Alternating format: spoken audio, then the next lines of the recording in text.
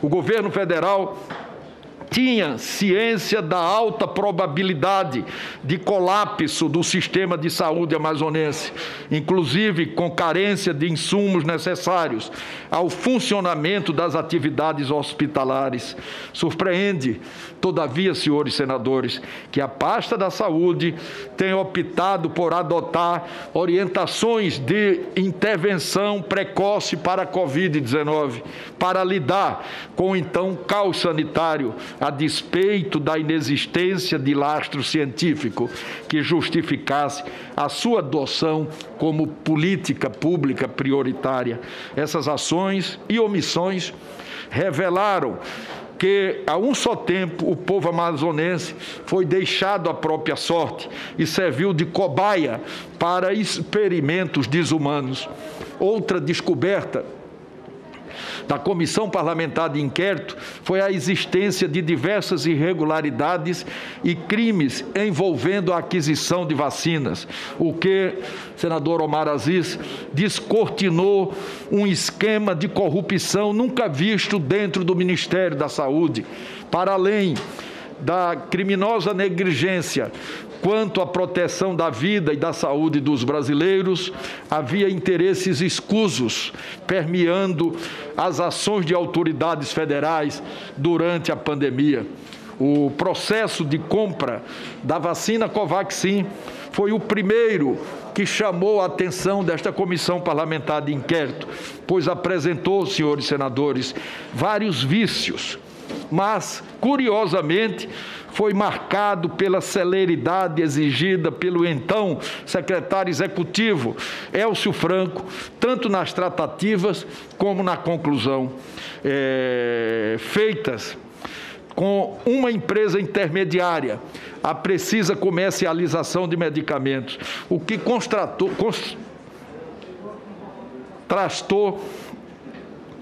com o desinteresse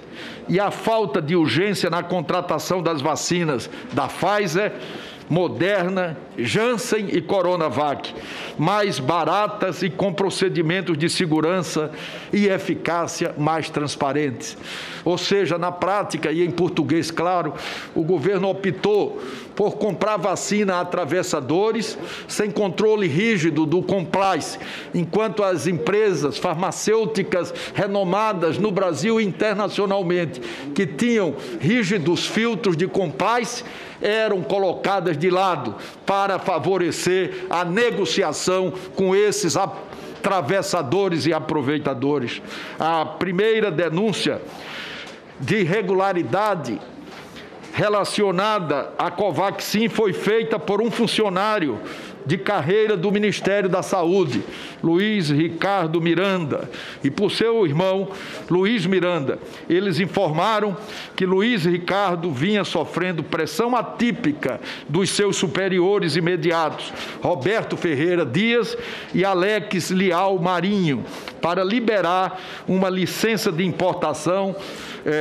de parte do imunizante Covaxin, numa operação que não estava contida no contrato, de um adiantamento de 45 milhões de dólares. Os vícios identificados no processo chamaram a atenção, sobretudo por se tratar de uma contratação pública que totalizava exatamente 1,614 bilhão. Entre algumas falhas graves, verificou-se a ausência de estimativa de preços ou de justificativa para a sua dispensa, conclusão do termo de referência, TR, e elaboração do estudo técnico preliminar após a assinatura do contrato, publicação de ratificação de dispensa de licitação sem que o TR houvesse sido concluído, sem ato formal de reconhecimento e ratificação e antes do parecer jurídico. Documentos de habilitação do laboratório Bharat Biotech, com indícios de adulteração e juntada posterior à assinatura do contrato, das traduções juramentadas, entre outras. O preço contratado de $15 por dose da vacina também chamou atenção. Isso porque No final de agosto de 2020, o embaixador brasileiro mencionou que a Covaxin era uma vacina que custaria $1,34 a dose. E no início de janeiro de 2021, no mês anterior à assinatura do contrato, a relação, senador Omar, as relações públicas da empresa Bharat afirmou que a dose da Covaxin custaria menos do que uma garrafa de água. Mais tarde, em reunião entre o Ministério da Saúde e a Precisa Medicamentos, mencionou-se o preço por $10 por dose de vacina. Outro ponto que se mostrou incompatível com um contrato bilionário de vacinas foi a quantidade de erros existentes na invoice, espécie de nota fiscal, entregue ao Ministério da Saúde para concretização da importação do imunizante. Esse documento apresentava diversos erros: quantidade de vacina, pagamento de 100% adiantado, pagamento do frete seguro pelo Ministério, pagamento à empresa offshore em paraíso fiscal totalmente estranha ao contrato, erro no IFSC. Essas irregularidades foram levadas ao conhecimento do presidente da República pelo deputado Luiz Miranda, mas o presidente da República, mesmo apontando o líder do seu governo na Câmara dos Deputados, deputado Ricardo Barros, como responsável pelas irregularidades, prometeu acionar a polícia, não acionou. Prometeu acionar o Ministério da Saúde, não acionou. Com o avanço dos trabalhos da CPI, ainda foi possível revelar que a Precisa falsificou documentos que instruíram o processo de aquisição das vacinas, entregando documentos falsos montados a partir de documentos verdadeiros, com erros de ortografia, de conteúdo e combinação de trechos entre o português e o inglês. A própria Bharat negou ter elaborado tais documentos. Somente a isso, a empresa intermediária entregou, somando-se tudo isso, ao Ministério da Saúde, documentos traduzidos erroneamente, de forma proposital, do inglês para o português, a fim de ampliar os limites da representação que lhe foi conferida pela própria desenvolvedora indiana de vacinas.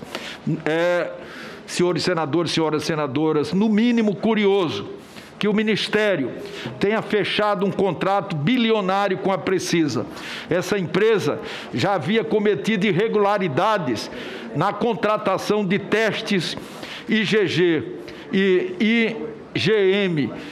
com o governo do Distrito Federal. Ademais, uma sócia cotista, a empresa Global Gestão em Saúde S.A., já havia dado um calote no Ministério da Saúde de quase 20 milhões, por poucos anos antes, envolvendo medicamento de alto custo nessa negociata, nessa transação, que contou também com a participação do líder do governo na Câmara dos Deputados, deputado Ricardo Barros. Na época, ainda ocupando a cadeira do Ministério da Saúde. O esquema Precisa Covaxin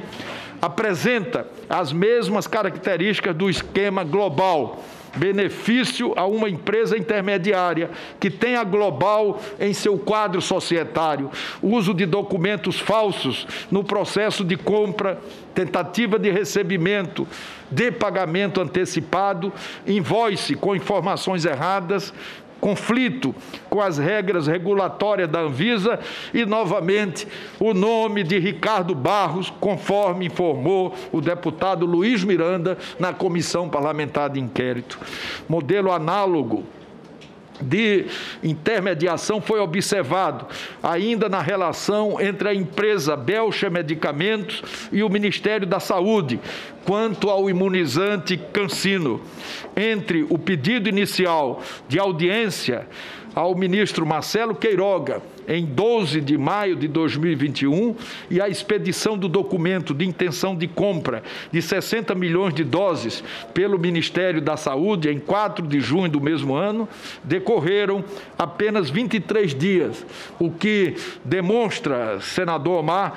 o que destoa do passo lento nas negociações das vacinas da Pfizer e do Butantan,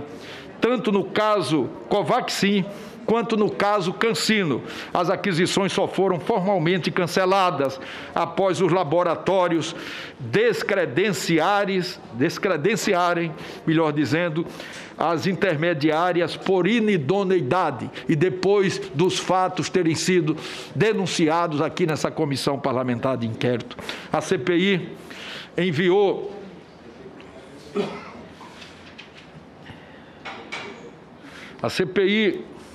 evitou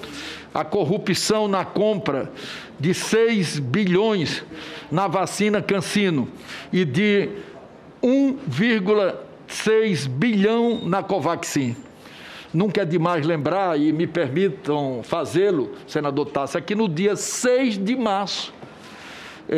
já com o contrato com a Covaxin, para aquisição da Covaxin com a Bharat Biotech e com a Precisa, já vencidos nas suas etapas iniciais, depois das várias tentativas de fraude dos documentos, o governo brasileiro pediu, através do ministro da Saúde e do secretário executivo a quem caberia toda a tratativa de aquisição de vacina,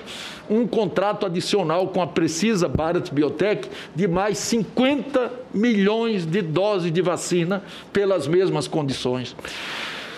Os indícios apontam que Roberto Ferreira Dias, então diretor de logística do Ministério da Saúde, teria pedido propina para facilitar a negociação de vacinas oferecidas por um mercado secundário cheio de atravessadores: Luiz Paulo Dominguete, Cristiano Carvalho, Rafael Alves, José Odilon Marcelo Blanco, empresa da VAT, reverendo Hamilton de Paula, entre tantos outros que estiveram aqui depondo nessa comissão parlamentar de inquérito. Entre outras possíveis irregularidades, senador Omar Aziz, cometidas pelo então diretor de logística, Roberto Ferreira Dias, com indícios de um esquema de corrupção, também estaria a autorização de pagamento, que teria contrariado o parecer da área técnica do Ministério da Saúde e gerado benefício financeiro irregular à empresa VTC Log,